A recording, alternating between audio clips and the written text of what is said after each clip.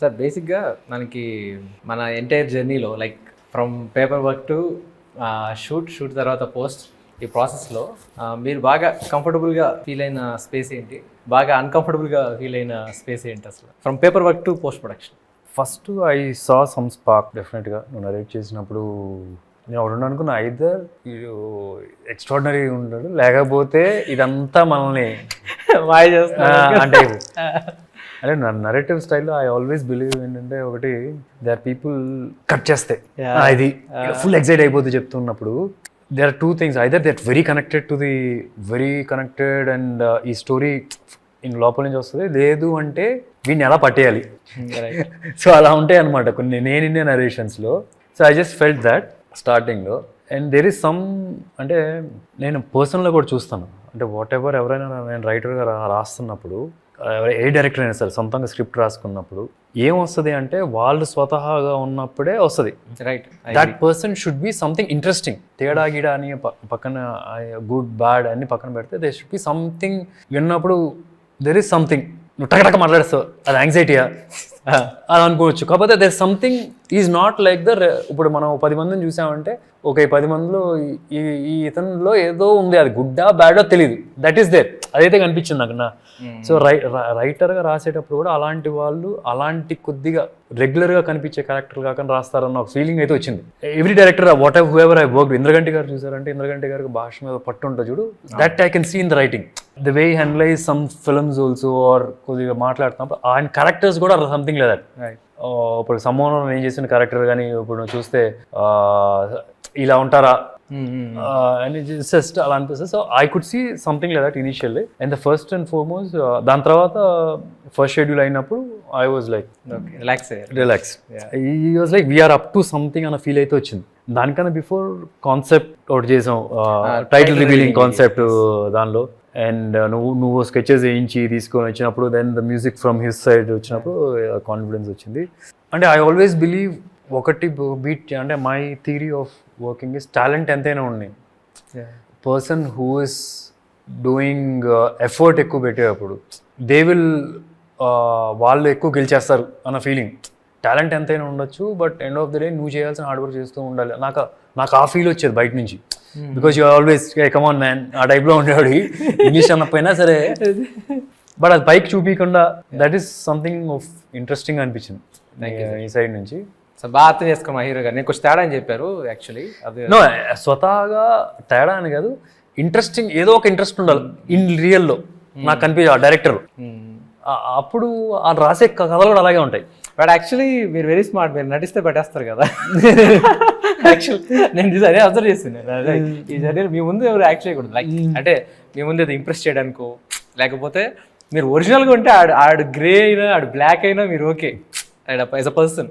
And ఏదో మిమ్మల్ని impress చేయడానికి చేస్తే మాత్రం పట్టేస్తారు. అది నేను అబ్జర్వ్ చేశాను చాలా సార్లు. నేను ఫస్ట్ అండ్ ఫార్మోస్ట్ యూనిట్ సే, అంటే నాకు ఎవరైనా సరే వచ్చి ఇది ఆ పలానా సినిమాలో ఉంటుంది సార్ అన్నప్పుడు ఇంక అయిపోయింది. నాకేంటంటే పలానా సినిమాలో ఉంటుందంటే ఆల్రెడీ ఆ పలానా సినిమా ఉంది కదా, ఇంకా నువ్వు అన్న ఫీలింగ్ వస్తుంది.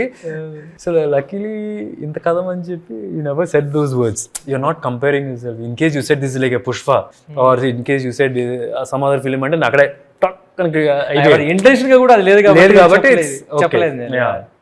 సో చైతు బేసిక్గా నేను కథ చెప్పిన తర్వాత ఆల్మోస్ట్ 4 months ఏమో ప్రీ ప్రొడక్షన్ చేసుకున్నాను. నేను ఎప్పుడు డిస్టర్బ్ చేయలేదు. నేను మధ్యలో ఒక ఆల్మోస్ట్ ప్రీ ప్రొడక్షన్ డన్ అనుకున్న టైంకి ఒక యానిమేషన్ స్కెచ్ తీసుకొచ్చి ఇది మన టైటిల్ రివీలింగ్ వీడియో చాలా చేస్తున్నామంటే ఇట్ సంథింగ్ అది ఫ్యాంటాస్టిక్గా ఉంది. అసలు అందరికి పిచ్చి పిచ్చిగా నచ్చింది. ఆ తర్వాత సినిమా చూసావు కదా లలింగ్. సో ఈ సినిమా చూసిన తర్వాత నేను కథ ఏం చెప్పాము, నేను అదే చూసావా, లేకపోతే చాలా మార్పు చూసావా, లేకపోతే ఇదే ఇమాజిన్ చేసుకున్నావా? అది ఇన్ఫాక్ట్ విజువల్ పర్స్పెక్టివ్ ఇమాజినేషన్ అయితే నేను అలా చేయలేదు. బట్ స్టిల్ విజువల్ పర్స్పెక్టివ్ చూసాక కథని దానిలో నేను చూసుకున్నప్పుడే ఎగ్జైట్ అయితే అయ్యా. ఎగ్జైట్ అవడంతో పాటు ఏదైతే థీమ్ మనం క్రాక్ చేసామో ఫస్ట్ మోషన్ పోస్టర్కి, దాన్ని ఇన్కాపరేట్ చేయడానికి అయితే ఛాలెంజెస్ చాలా ఫేస్ చేశాను. డిఫరెంట్ కైండ్ ఆఫ్ వకాండా వైబ్ తీసుకురావడం, ఆ టాకింగ్ డ్రమ్స్ అన్ని యూజ్ చేయడం, ఆ క్రేజ్ బాగా పెంచాలి. ఇంకా ఒక ట్రాక్ విన్నారంటే విజువల్గా అంత సైక్ వైబ్లో ఉండాలి అన్న డ్రివెన్ ఎంటిటీని నేను ట్రాన్స్లేట్ చేయడానికి ఛాలెంజింగ్ అని తీసుకున్నా.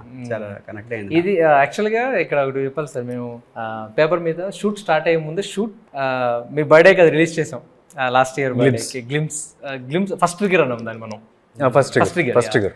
దాని సింగిల్ షాట్ లో ప్లాన్ చేస్తున్నాను అన్నప్పుడు యాక్చువల్ గా తను స్క్రిప్ట్ పంపించిన తర్వాత కంపోజ్ చేసాడు సార్. మనం షూట్ చేయలేదు యాక్చువల్ గా. ఆ థీమ్ ఊవే స్టార్ట్ అయింది. ఇంకా అది షూట్ చేస్తున్నప్పుడు పిచ్చిగా అరిచేస్తున్నాం, ఎందుకంటే ఆ టైం మనకి చాలా తక్కువ ఉండే. ఆ టైంలో నాకు నిజం చెప్పాలంటే టీజర్ కన్నా ఎక్కువ ఫోన్ కాల్స్ అప్పుడు వచ్చేసారు ఫస్ట్ ట్రిగ్గర్ రిలీజ్ అయినప్పుడు. ఏంటి ఇంత పెద్ద స్పేస్లో చేస్తున్నారు అంటే, అందులో అది ఏ స్పేస్ చూపించారో నాకు నిజంగా, మనం చాలా చిన్నగా ప్లాన్ చేసాం అది, బట్ బయట నుంచి చాలా మంచి ఫీడ్బ్యాక్ వచ్చింది దాని తర్వాత. So coming to first song అయిపోయిన తర్వాత మీ ఫీలింగ్ ఏంటి సార్? ఫస్ట్ సాంగ్ నేను మీకు పంపించాను, హరోం హరా సాంగ్. మీ ఫీలింగ్ ఏంటి అసలు అప్పుడు ఫస్ట్ ఎలా విన్నారు? ఐ వాజ్ లైక్, అంటే they are very few songs ఇన్స్టెంట్గా I'm just trying to recollect first ఏ టైంలో విన్నాను అని గుర్తించుకున్నాను. But overall right now I'm overwhelmed with the response కానీ ద ఫీల్ ఆఫ్ ఇట్. అంటే నాకు మోర్ దెన్ ద సాంగ్ చాలా వినడానికి వేరే రకరకాల సాంగ్లు బాగుంటాయి. అంటే I can see it's in sync with the film. అంటే నువ్వు ఒక అథెంటిసిటీ తీసుకొచ్చావు డైలాగ్స్లో కానీ, మనం దేవుడు కొద్దిగా రిఫరెన్సెస్ ఉంటాయి. అట్లాంటి ఫెస్టివల్స్ ఏమైనా చేసేప్పుడు there is a very good sync. అంటే ఫర్ మీ ఫస్ట్ ఇదే కదా సాంగ్ వచ్చింది. అవునా? అంటే I can see the visuals, వేరే వరల్డ్ కనిపిస్తుంది. Your dialogues is I can see the Harom Hara word. Even the music I can see the Harom Hara word. Everything are complimenting, everybody are in one sync అనిపించింది. So basically songs బాగున్నాయి, but basically what I liked is everybody and saying that then I got more confidence on the final output of the film. యాక్చువల్గా నాకు ఇంకోటి ఏంటంటే sir, మీకు అనిపించలేదా సినిమాలో ఏది సపరేట్ సాంగ్లో లేదే, అన్ని సినిమా కథలోనే వెళ్తున్నాయి. ఈ కైండ్ ఆఫ్ మేకింగ్లో కమర్షియల్ సినిమాలు చాలా తక్కువ ఉంటాయి. కమర్షియల్ సినిమాలో అయితే ఒక సాంగ్ కట్ చేస్తే ఒక పాట వెళ్తుంది. ఈ సినిమాలో అది మిస్ అయింది అని ఎప్పుడు మీరు క్వశ్చన్ కూడా చేయలేదు, ఎందుకు సార్? అసలు నాకు అనిపించింది ఆ సాంగ్ ఉంటే సినిమా పాడైపోద్ది. అంటే కొన్ని సినిమాలు అట్లా ఉండిచ్చేయాలి, దానిలో ఏలు పెట్టి గబ్బు చేయకూడదు. అంటే we are not trying to satisfy everybody's ego here. Not your ego, not the audience ego, not నా హీరో అని కాదు, not that producer. End of the day we didn't try to satisfy anybody. We try to do justice to the story. So that's in a way good thing. కానీ ఈ cinema చేస్తున్నప్పుడు sir నాకు ఒకటి అనిపించింది ఏంటంటే, అందరు మంచి టెక్నీషియన్స్ వచ్చారు, సినిమా షూట్ చేస్తున్నాం, సడన్గా రెడీ యాక్షన్ చేస్తున్నాం, ఎప్పుడు యాక్షన్ మొదలవుతుంది అనుకున్నప్పుడు, సో బిగ్గెస్ట్ యాక్షన్ సీక్వెన్స్ మనకు తెలుస్తుంది. ఆ సీక్వెన్స్లో శక్తి శరణ నుంచి ఇంగ్లీషు పెద్దగా రాదు, సార్కి తమిళ్ రాదు, మేమందరం ఒక రూమ్లో కూర్చొని డిస్కసింగ్ అనమాట. So what's your feedback sir? అప్పుడు ఏంటి అసలు చూసి ఏమనుకున్నారు? ఇప్పుడు నేను ఎలా కమ్యూనికేట్ చేయాలి, ఆయన ఏం చెప్తాడు, ఏమనుకున్నారు? ఆ స్పేస్ ఏంటి అసలు? అంటే ఏదో మనకు తెలియని లాంగ్వేజ్లో యాక్టింగ్ చేస్తున్న ఫీలింగ్ వచ్చింది నాకేదే. బట్ స్టిల్ ఎక్సైట్మెంట్ అయితే కనిపిస్తుంది కదా. ఎక్సైట్మెంట్ అయితే I think is a super fine Shakti సదన్. I'm telling you, he'll do with big films. What a fine. అంటే నువ్వు నాకు 2-3 రిఫరెన్సెస్ తీసుకొచ్చావు, ఈ ఫైట్ మాస్టర్, ఆ fight master. Finally we all sat together for him. He is an extraordinary find అనిపిస్తుంది. Sir ఇప్పుడు మీ క్వశ్చన్ తెచ్చుకోండి, ఆయన పేరు ఏంటి? శక్తి శర్మ. అగైన్ సుబ్రహ్మణ్య స్వామి పేరు. మనం అడగలేదు అది. సో ఇలాంటివి చాలా జరిగాయి. ఈ స్పేస్లోకి వెళ్తే పాక్సీ ఉన్నాడు. నేను పాక్సీని ఈ సినిమాకి ఎందుకు తీసుకున్నాను, నా ఫ్రెండ్ కాబట్టి తీసుకున్నాను. యాక్చువల్లీ పాక్సీ విలాక్ష కృతిక నక్షత్రం, అగైన్ సుబ్రహ్మణ్య స్వామి. సో నాకు ఇలా సెంటిమెంట్ బేసిక్గా. సుమంత్ ఫాదర్ పేరు సుబ్రహ్మణ్యం గారు, మీకు తెలుసు. అది ఇవన్నీ నేను అనుకుంది కాదు, ఇది జరిగింది. ఈ స్పేస్లో నేను చాలాసార్లు, అంటే నాకేదో మరీ చాదస్తం కాదు కానీ నాకు కొన్ని సెంటిమెంట్లు ఉంటాయి. నేను వృద్ధేస్తుంటాను కూడా టీం అందరి మీద. ఈ వృద్ధేస్తున్నప్పుడు మీకు ఏమనిపిస్తుంది సార్? అరే ఇది చాలా ఆపేరా, అరే ఎక్కువ అని మీకు అనిపించిందా? నాకు అట్లా కాదు, కాకపోతే నాకు ఎక్కడో ఒక నువ్వేం చెప్తే చేయాలనిపిస్తుంది. అంటే ఇన్ రియల్ లైఫ్ కూడా నా స్టిల్ రిమెంబర్, నువ్వు వచ్చి సార్ మీ కార్ బ్లాక్ ఉంది మార్చేయండి అన్నారు. నాకు ఎక్కడో ఏంటంటే నాట్ అబౌట్ డైరెక్షన్ క్వాలిటీస్ అయిన సినిమాకి పక్కన పెడితే, I feel you have that knowledge on ఇవన్నీ కూడా, ఈ పూజలు వీజులు అన్ని దేవుడి గురించి, న్యూమరాలజీ ఇవన్నీ కూడా. And somewhere I feel like I believe it or I don't believe it అని పక్కన పెడితే I feel like doing it maybe is right అన్న టైప్లో ఏమేమి మార్చాడు తెలియదు చెప్తాను. ఒకటి నా కారు కలర్ మార్చమంటారు, కలర్ మార్చేసాను. ఇంకోటి ఇంట్లో వచ్చిన వెంటనే ఏదో చెప్పాడు, ఇక్కడ ఈ స్వామి ఉండకూడదు, ఇక్కడ ఆ స్వామి ఉండకూడదు అని, అది చేసాం. ఒకరోజు గుమ్మడికాయ ఏదో ఇదే అంటే ఇచ్చి పంపించేసాడు, ఇంట్లో గుమ్మడికాయ ఏదో మార్చేసాం. చాలా చేశారు. అదే తెలియదు. బేసిక్గా నాకేంటంటే నాకు ఇష్టమైన వ్యక్తులు అవేమైనా కొంచెం నా అంటే కరెక్ట్గా లేదు అంటే నేను హెసిటేట్ చేయను, ఏమనుకుంటారో ఏంటో. నాకు అంటే నేను ఇష్టపడిన వ్యక్తులు లేకపోతే నాకు తెలియని వ్యక్తులు అంటే నేను వదిలేస్తాను. నేను ఫ్రాంక్గా చెప్పిన బ్లాక్ వేసుకోవద్దాను, నేను బ్లాక్ అండర్వేర్ కూడా వేసుకోవట్లేదు.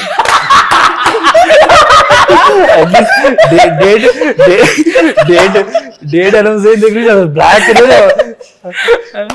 సార్ యాక్చువల్గా అది చేంజ్ తీసుకొస్తుంది పక్క. అంటే నాకు మీరు బూట్ల వరకు మాత్రం బ్లాక్ వేసి, ఎందుకంటే మన కార్ టైర్లు అయితే బ్లాకే కదా, చిన్న ఇది తీసేసుకున్నా.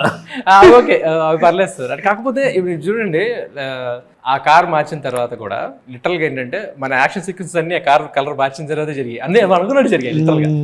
ఇక్కడ కాంప్రమైజ్ కూడా అవ్వలేదు లిటరల్ గా. బ్యాట్ మ్యాన్ లోగో ఉన్న ఓన్లీ వైట్ కార్ నాకు తెలిసి ప్రపంచంలో సుధీర్ గారు.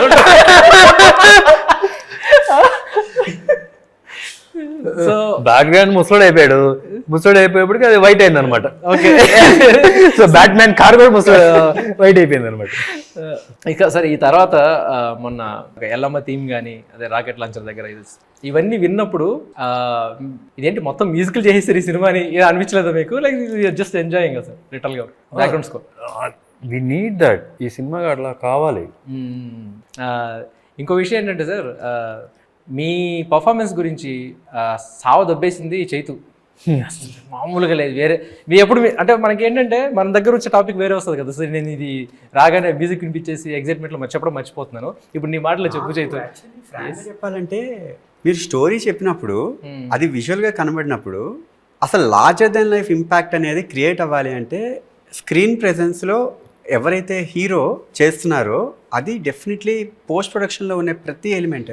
అఫ్కోర్స్ ఇప్పుడు మళ్ళీ డబ్బింగ్కి వస్తే జనరల్గా డైలాగ్స్ ఎవరికి వాళ్ళే చెప్తారు, బట్ మ్యూజిక్ వస్తే అది ఎక్స్పీరియన్స్. ఎప్పుడైనా మనం ఇప్పుడు హీరోని ఇలా చూస్తున్నాము అన్నప్పుడే హీరోనే ఒక characterisation, powerful characterisation, larger than life impact characterisation, అది రిజిస్టర్ ఎప్పుడైతే అవుతుందో మనలో తెలియకుండా ఆరా ఒకటి క్రియేట్ అయిపోతుందని నేను నమ్ముతా ఇప్పుడు జనరల్గా. ఎందుకంటే మనకు విజువల్గా ఏం కనబడుతుందో అదే జీవితం స్టోరీలో. అంటే అసలు నేనైతే అసలు చాలా షాక్ అయిపోయాను సుధీర్ బాబు గారు, అసలు నిజంగా చెప్తున్నా. ఇది డైరెక్ట్ గా చెప్పాలని క్వశ్చన్ అడిగాను, ఎందుకంటే నాకు చెప్తున్నావు, నేను తీసుకెళ్ళట్లేదు అక్కడ దాకా. నేను అసలు విజువల్ చూస్తున్నప్పుడు అయితే అసలు చాలా షాకింగ్ థింగ్. అంటే నా మైండ్లో ఎన్ని మల్టిపుల్ పర్సనాలిటీస్ గ్రో అయ్యాయి అంటే ఒక ఫ్రేమ్లో మీరు కనబడుతున్న ఒక ఫ్రేమ్లో నేను ఆలోచించే డ్రివెన్గా కోర్ ఇంటెన్స్ అగ్రెషన్ ఉంది, and at the same time responsibility కనబడుతోంది. అండ్ చేయడానికి ఒక కొత్త ఇన్స్ట్రుమెంట్ వాడడానికి కూడా నా మైండ్లో జనరల్గా స్పాంటేనియస్గానే ఏ కంపోజర్ అయినా ప్రాపర్గా థీమ్ కుదరాలి అంటే స్పాంటేనియస్గానే ఐడియాస్ రావాలంటే కంపోజిషన్ అంటే ముందే ఊహించుకుంటాం కాబట్టి మేబీ మ్యూజిక్ కంపోజర్ కొన్ని కన్సీవ్ చేసుకుని ఫిగర్ అవుట్ చేయగలుగుతారు. బట్ విజువల్గా స్కోర్ అంటే డామ్ షూర్గా మీ ప్రెజెన్స్ అనేది నాకు చాలా చాలా ఇంపార్టెంట్ రోల్ ప్లే చేసింది. సార్ ఇక్కడ ఒక విషయం చెప్పాలంటే, సరే ఇది ట్రైలర్లో కూడా షార్ట్ ఉంది కాబట్టి I don't hesitate to admit this. అదేంటంటే ఆఫ్టర్ సీన్ ఆ సిగరెట్ స్వాగ్ ఇలా టర్న్ అవుతారు. మీరు టర్న్ అయిన తర్వాత తను ఎంత ఆలోచించాడంటే ఒక బీజియం, ఓకే అఫ్ కోర్స్ ఒక దెర్ ఇస్ ఎ మెలడీ, శిఖరో శర శరవర్ణర్చన శరవరభం హరోం హర, ఇది వచ్చింది. లేదు ఇదేంటంటే మల్టిపుల్ థాట్స్ వస్తాయి ఈ క్యారెక్టర్ ఇలా చూసినప్పుడు. సుధీర్ గారిని చూడు, ఇప్పుడు ఈ క్యారెక్టర్ని ఆడియన్ ఒకలా చూస్తున్నాడు, అక్కడున్న క్యారెక్టర్స్ ఇంకోలా చూస్తున్నాడు. అసలు ఇవన్నీ కాదు, పైన దేవుడు ఇంకోలా చూస్తున్నాడు. సో ఇన్ని చేసి దాని కాంప్లిమెంట్గా ఇంకొక కోరస్ యాడ్ చేసాం, సబ్ మెలడీ యాడ్ చేసాం. అదేంటిది గిరిజపతే సదాశివ అంటే ఎగిసిపడే ప్రాణం తమరిదే అంటే ఏంటంటే శివుడికి చెప్తున్నాడు. శివుడికి ఏమంటే నువ్వు ఎక్కువ ఆలోచించుకో, నీ కొడుకే, సో నువ్వు భరించాలంతే అయింది అని. అంటే ఆయనలో ఉన్న విద్వాంసాన్ని అన్నీ ఒకే సిచ్యువేషన్లో చూపించడం అనేది సార్ మ్యూజికల్గా చెప్తున్నాను కదా, ఇవన్నిటికీ ఇంత ఆలోచించాడు తను. దానికి కారణం మీ పర్ఫార్మెన్స్ అని చెప్పాడు. ఇది అది మీకు బయటకు జనాలకు తెలియాలని చెప్పి నేను ఈ క్వశ్చన్ అడిగాను లిటరల్గా. సో షార్ట్గా అసలు చెప్పగలుగుతా మీ పర్ఫార్మెన్స్ సీరియస్లీ చాలా పెద్ద లీడ్. సో లిటరల్గా నేను చాలా ఎంజాయ్ చేశాను ఈ ప్రాసెస్ సార్. ఒక మ్యూజిక్ ప్రాసెస్ నేను చాలా ఎంజాయ్ చేశాను. నేను తనకు కూడా చాలా సార్లు చెప్పాను. ఫ్రాంక్లీ నాకు that is the easiest part in the entire film. Just అంటే నాకు లక్కీగా I don't know from where I got this also. Walking లో నాకు న్యాచురల్ గా నాకు అది వచ్చింది. నువ్వు నోటీస్ చేసా ఇంతకు ముందు. నాకు అన్నిటికన్నా టఫ్ అనిపించింది నువ్వు అక్కడ వంట వండేటప్పుడు తినేది అవన్నీ నాకు చాలా బాగున్నాయి. నేను అదే చెప్పాను మీకు చాలా. So that was tough. Both we have achieve. That was tough. And లక్కీగా ఏంటంటే some times you know you should be your natural self ఉంది కదా, అది వచ్చింది కొద్దిగా ఆ క్యారెక్టర్ కి.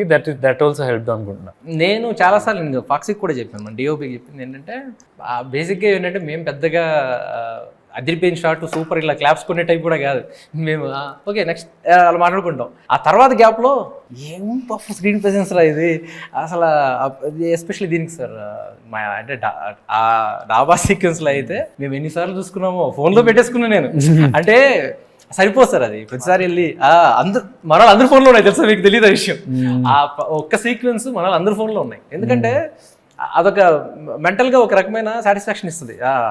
ఇది మనం షూట్ చేసామని చెప్పేసి అది ఇప్పటికీ అలాగే ఉన్నాయి లిటరల్గా. ఇలాంటి సీక్వెన్స్ ఇంకొకటి ఏంటంటే నాకు అనిపించింది, అర్ధరాత్రులు చేసినాం, పొద్దున్న 5 గంటల వరకు చేస్తూనే ఉన్నాం. ఎప్పుడు సుధీర్ గారు కూడా క్వశ్చన్ కూడా ఇంకెంతసేపు షూట్ చేస్తున్నారు ఎప్పుడట్లా నీకు ఓకేనా అంటే కాల్ షీట్ పెరుగుతుంది, ప్రొడ్యూసర్ సైడ్ నుంచి ప్రెషర్ ఉంటుందో, ఈ క్వశ్చన్స్ తప్పితే నన్ను ఎందుకు ఎంతసేపు చేయిస్తున్నారు ఎప్పుడు ఒక్కసారి కూడా అడగలేదు. మీకు తెలియదు కదా అని చెప్తున్నా. అయితే ఒకసారి ఇలా చేస్తున్నప్పుడు నాకు తెలిసి ఆల్మోస్ట్ 24 hours రీచ్ అయిపోయాం.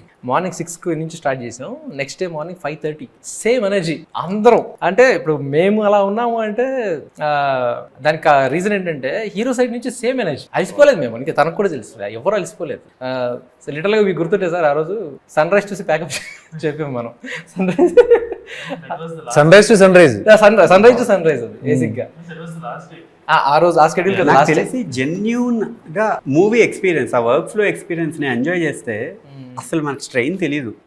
మేబీ అదే జరిగింది. అదే రీజన్ అదే జరిగింది నాకు. అంటే ప్రాసెస్ లో ఇవాల్వ్ అవుతున్నప్పుడు, మన మైండ్ ఇవాల్వ్ అవుతున్నప్పుడు కష్టం తెలియదు. ఇష్టమైన మా డిస్కషన్స్ చేస్తున్నప్పుడు ఎక్కువసేపు మాట్లాడుతూ ఉంటారు, స్ట్రెయిన్ తెలియదు, ఆకలి వేస్తున్న టైం తెలియదు. నేను అది నమ్ముతా. మ్యూజిక్ స్కోర్ యాక్చువల్లీ ఫ్రాంక్గా చెప్పాలంటే ఆ సీన్ ఏదైతే ఉందో శేఖర్ శరవర్నార్చన, ఆ సీన్ దగ్గర చేసిన థీము మన ఇంటర్వెల్ బ్యాంగ్లో వచ్చే సీక్వెన్స్. యాక్చువల్లీ ఆ సీన్ పెట్టుకొని నేను ఆల్మోస్ట్ లైక్ 4-5 థీమ్స్ అందులో మన మూవీలో ప్రాపర్గా క్రాక్ అయినవి. అసలు ఆ స్వాగ్ గానే ఎక్స్ట్రాడినరీగా నాకు అసలు ఇన్స్పిరేషన్ నిజంగా. శిఖరో శిర శరవన్నార్చన శరవణ పవం హరం హర అదొకటి. అండ్ తందరధరం ధరధార ధిర ధిర ధిరతరధం ధరధార ధర ధిర, అది ఇన్ఫాక్ట్ మెలడీ చెప్పిన పాడలేరు, మాకే గుర్తురావు పదాలు, అవి చాలా కష్టంగా ఉంటాయి అసలు. ఇన్ఫాక్ట్ ఇంకొక చాలా పాజిటివ్ థింగ్ మనకి లక్ ఏం జరిగిందంటే కొలాబరేటివ్ అప్రోచ్ లో హర్ష అని అతను లిరిక్ రైటర్, అసలు అవుట్ స్టాండింగ్ టాలెంట్. అసలు స్పాంటేనియస్ గా అప్పటికప్పుడు ఒక ఐడియా తత్కారమే. నాకు జనరల్ గా చాలా వరకు కాంప్లికేటెడ్ అంటారు అందరూ.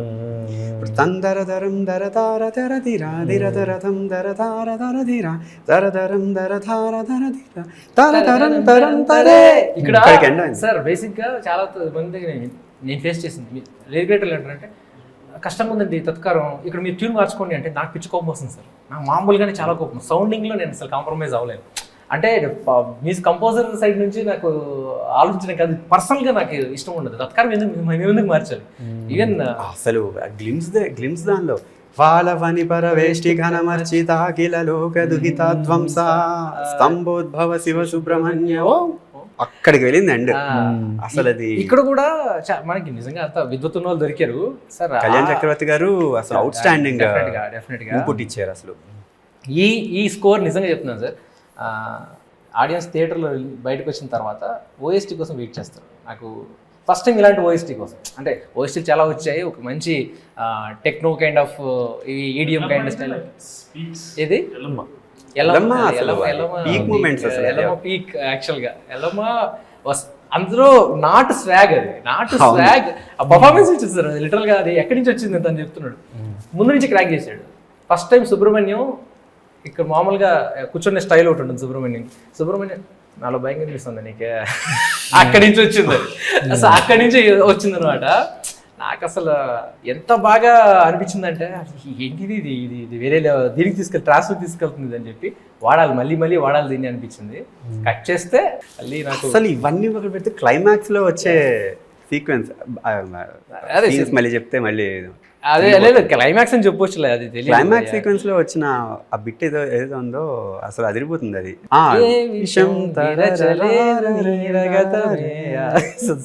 సారీ ఏదో మనం ఇంట్లో మాట్లాడుకున్నాం. Sorry, let's finish the interview. Sorry, okay. ఇంకా అడగడానికి ఏం లేదు. నాకు తెలిసి ఈ జూన్ 2024లో June 14th వచ్చే మన సినిమా సమ్మర్లోనే ద బెస్ట్ ఫిల్మ్గా బయటకు వెళ్తుందని నా నమ్మకం. నా నమ్మకానికి నాకున్న అండ ఏంటంటే నా సుబ్రహ్మణ్య స్వామి కూడా బాగా ఆశీర్వదించి ఈ డేట్ తీసుకొచ్చాడని. ఎందుకంటే మనం తెలిసి పోస్ట్ పోన్ చేయలేదు. జూన్ మంత్ సార్కి లక్కీ అని మనం అనుకుని పోస్ట్ పోన్ చేయలేదు, జరిగింది. అది జరగడంలోనే నాకు తెలిసి సెంటిమెంట్గా వర్కౌట్ అవుతుందని నా ఫీలింగ్. ఇంకోటి ఏంటంటే జూన్లోనే మనం బ్యూటిఫుల్ షెడ్యూల్ చేసాం లాస్ట్ ఇయర్. సో ఈ జూన్లో బ్యూటిఫుల్ విక్టరీ వస్తుందని నా ఫీలింగ్. సో అడ్వాన్స్ కంగ్రాచులేషన్స్ మన టీమ్కి. సో చాలా కాన్ఫిడెంట్గా చెప్తున్నా. So thank you everyone, thanks for the support. Love you sir, love you darling. Thanks. Vetrivel మురుగన్కి అరోమరా.